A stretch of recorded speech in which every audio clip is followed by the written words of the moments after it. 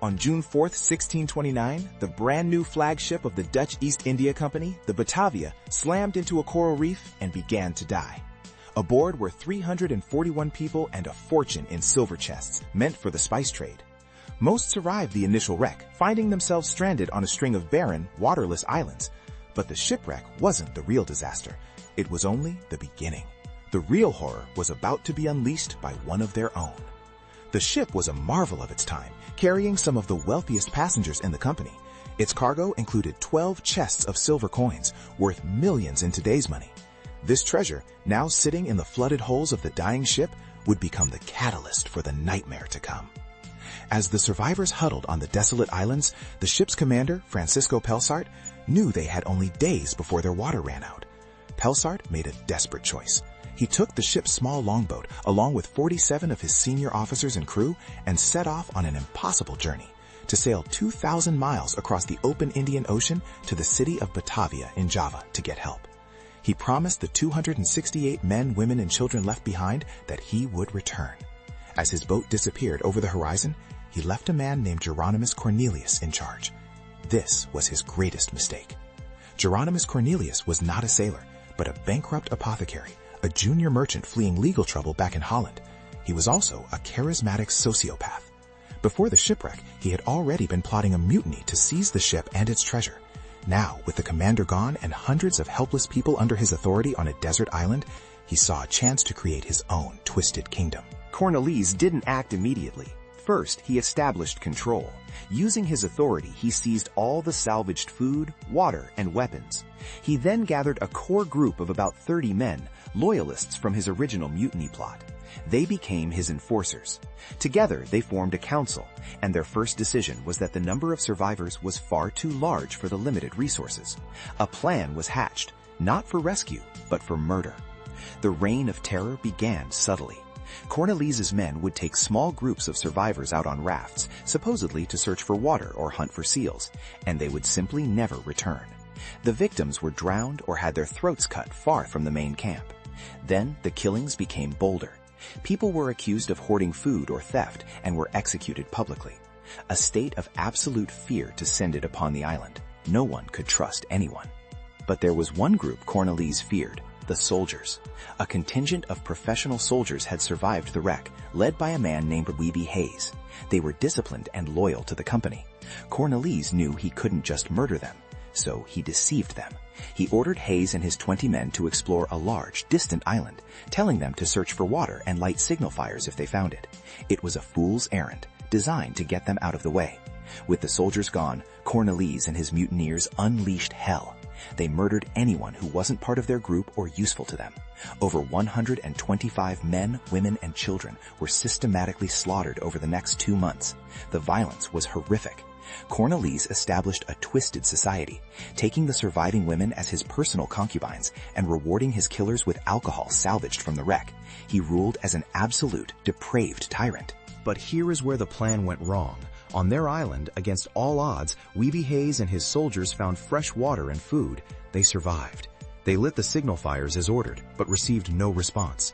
Soon after, a few desperate survivors managed to escape Cornelius's island on makeshift rafts, reaching Hayes and telling him about the massacres.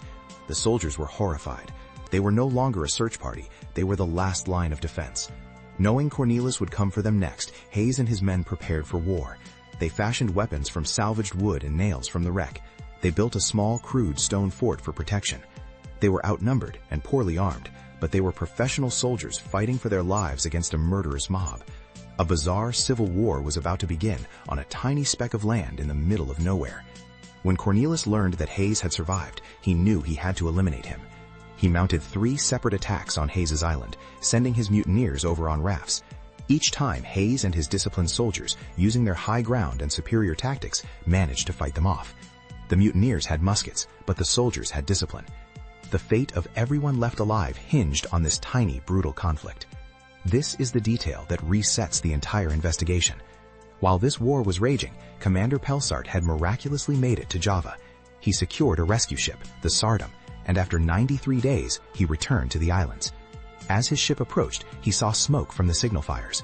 But the first thing he saw was not a group of grateful survivors, but two warring factions racing in boats towards his ship, each trying to reach him first and tell their version of the story. Weeby Hayes reached the ship first. He quickly explained the horrific truth to Pelsart. When the mutineers' boat arrived moments later, Pelsart was prepared. He ordered his men to arrest them immediately. With the authority of the company back in force, the mutiny collapsed.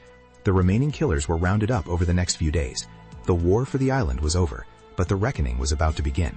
Pelsart decided he could not risk transporting the worst offenders back to Java. Justice had to be swift and brutal. He convened a court on the island itself. After interrogations and confessions, the sentences were carried out. The chief mutineers, including Geronimus Cornelius, had their right hands chopped off before being hanged. The gallows were built from salvaged wood from the Batavia. The island of their crimes became the island of their execution. Weeby Hayes and his loyal soldiers were hailed as heroes. They were promoted and rewarded for their bravery. Without their stand, it's likely no one would have survived to tell the tale.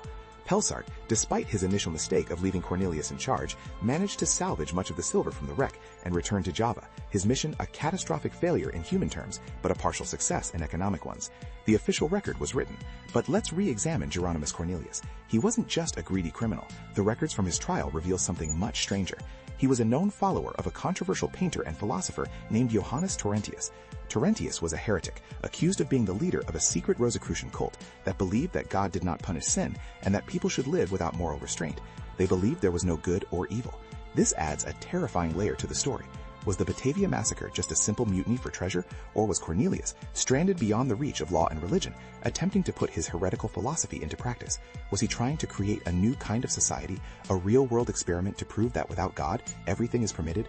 The island wasn't just a hideout, it was his laboratory. The story of the Batavia became a cautionary tale in the Dutch East India Company, a warning of what can happen when the fragile order of civilization is stripped away. It is one of the most extreme and well-documented cases of societal breakdown in history. It reveals how quickly human beings can descend into barbarism when driven by greed, fear, and a charismatic leader with a nihilistic worldview. It's a real-life Lord of the Flies, but far more brutal. PlayAnimation.move. Let's revisit the shipwreck itself. Modern analysis suggests that the ship's skipper, Arjen Jacobsens, was at fault. He was sailing too fast at night, possibly drunk, and he misidentified the reflections of moonlight on the water for coastal lights, leading him to steer the ship directly onto the reef. Jacobsen survived and sailed with Pelsart to Java, but he was a known enemy of Pelsart and a friend of Cornelius. His role in the initial mutiny plot has always been suspected but never proven. The legacy of the Batavia is preserved in the detailed journal kept by Commander Pelsart himself. His meticulous notes on the shipwreck, survival, the mutiny, and the trials are the primary source for this entire story. His journal was published shortly after his return and became a bestseller, horrifying the Dutch public with its graphic accounts. It serves as a unique, first-hand testimony from the heart of darkness. In the 1960s, the wreck of the Batavia was rediscovered. Archaeologists have since recovered cannons, anchors, and thousands of artifacts, including one of the treasure chests. They also uncovered the skeletons of the victims, their remains showing clear evidence of violent death, confirming the brutal details of Pelsart's journal. The physical evidence brought the 300-year-old horror story back into the modern world.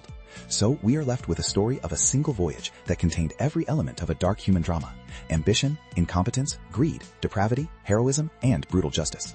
The tale of the Batavia serves as a chilling reminder that the worst monsters are not in the sea, but can be found within ourselves, waiting for the right circumstances to emerge from the depths. The story seems complete, a mutiny driven by greed and a heretical philosophy. But this is the final unsettling detail. 2 of the mutineers who were found guilty, but were considered less culpable than the ringleaders, were not executed. They were marooned on the coast of the Australian mainland as punishment. They were the first Europeans to ever live on the continent. They were never heard from again. However, centuries later, when British explorers first made contact with Aboriginal tribes in that specific region, they were shocked to discover a number of people in the tribe had blonde hair and blue eyes. Did these 2 mutineers survive and integrate into local tribes, their DNA passing down through generations? I reveal the full truth in the related video below.